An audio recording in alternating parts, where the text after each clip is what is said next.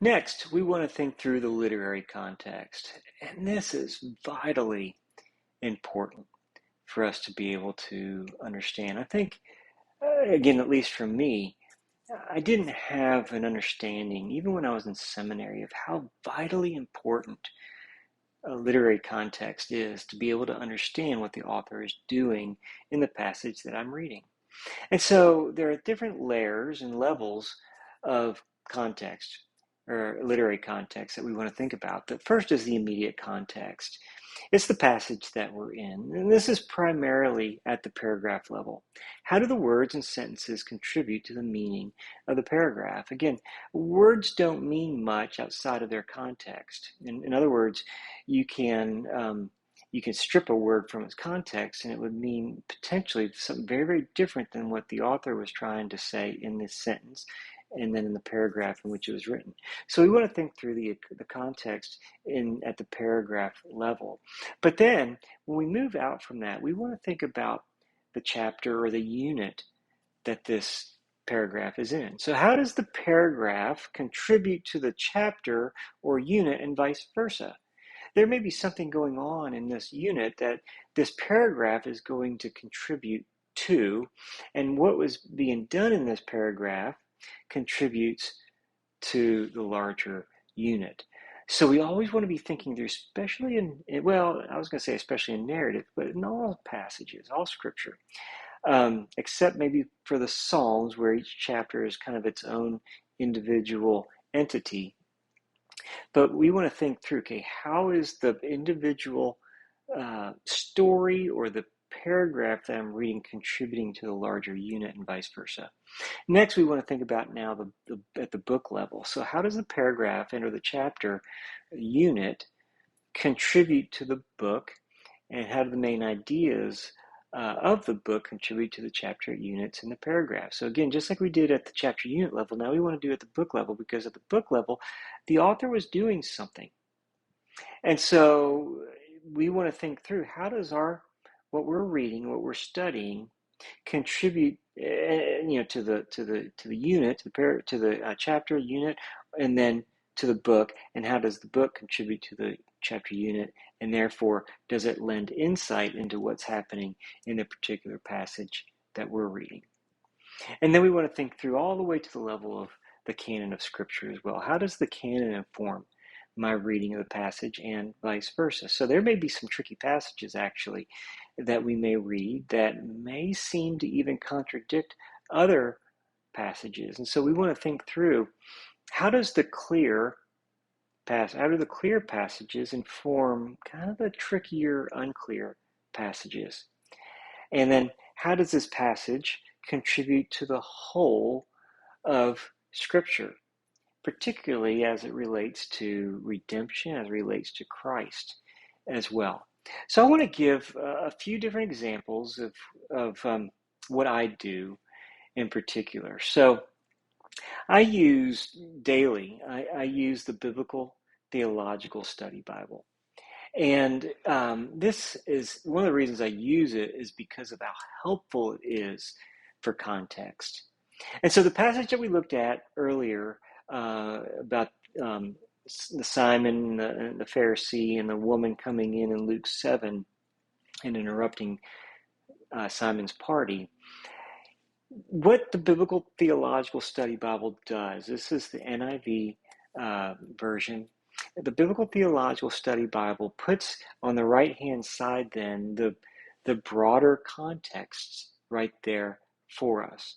So the bigger context is Luke 4:14 through 9:50, and it's the Galilean ministry. So this whole section is Jesus in Galilee.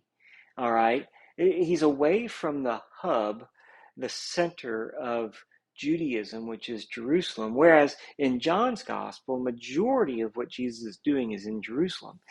Luke here he's on the outskirts, okay, which is going to lend some meaning probably even to this passage, that Jesus is on the outskirts, and he's moving toward, he's interacting with people who are on the outskirts. But this Galilean ministry, it says this: Jesus began his public ministry in Galilee by demonstrating his power in both words and deeds, 4:14 through 44, and by forming a restored community of God's people. The teachings that follow outline the behavior that should define this people in 6:17 through 49. After initially presenting Jesus' power and vision for the community, Luke shares a response from different parties, 7:1 through 8:21, which happens to be the passage that we're in, the chapter that we're in. Jesus' followers recognize him as the Messiah, while those who oppose him, Simon, challenge his authority. Okay, so then the closer context, a little bit more of now the unit, is 7:1 through 8:21, responses to the gospel. It says this: the first two stories in this section, 7:1, 10 through 11, and 11 through 17, echo the programmatic passage in 4:14 through 30, which is the healing of a Gentile ruler in 4:27, and this anticipates the story of the healing of the centurion's servant in 7:1 through 10. So again, this parallel, the corresponding parallel in 7, healing of centurion's servant, goes all the way back then to this programmatic passage of first healing the Gentile ruler in 4:27, and then the care of the widow in 4:25 and 26 anticipates the raising of the widow's son in 7:11 through 17. So these two stories point all the way back even to chapter 4. These two stories, as I'm reading here now, lead into yet another discussion of Jesus' identity. And this is key to our understanding of this passage as well, and his inclusion of outcasts. As I mentioned up earlier, Jesus spent all of his time in Galilee, right? The land of the outcasts.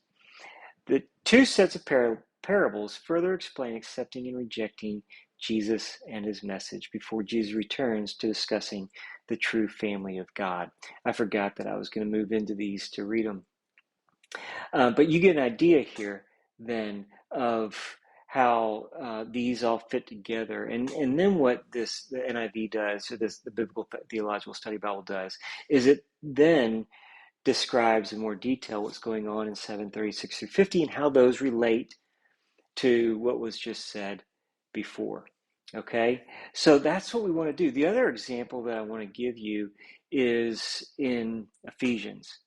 And so I picked a passage here starting in Ephesians 4. And you may know that Ephesians is essentially divided into two main sections, 1 through 3 and then 4 through 6. So as we're here in starting in 4:1, it says this in 4:1 through 6:20. Conduct of the church within Christ's cosmic reconciliation is kind of the heading there. On the basis of what God has accomplished, Paul instructs his readers how to live out their calling. In other words, because what God has accomplished in 1 through 3, which is essentially the redemption in the gospel and reconciling us both to God and to Jews and Gentiles being reconciled. Paul then instructs his readers how to live out their calling. See what's happening is he's connecting what came before now with this section in 4:1 through 6:20. And so this is important because we want to think through the literary context, and all these relate together. What we're reading in a passage does not stand alone. It's in like in the epistles, it's in a whole argument, or in the narratives, it's in a whole story telling a bigger, broader story. And next, we're going to look at the redemptive context.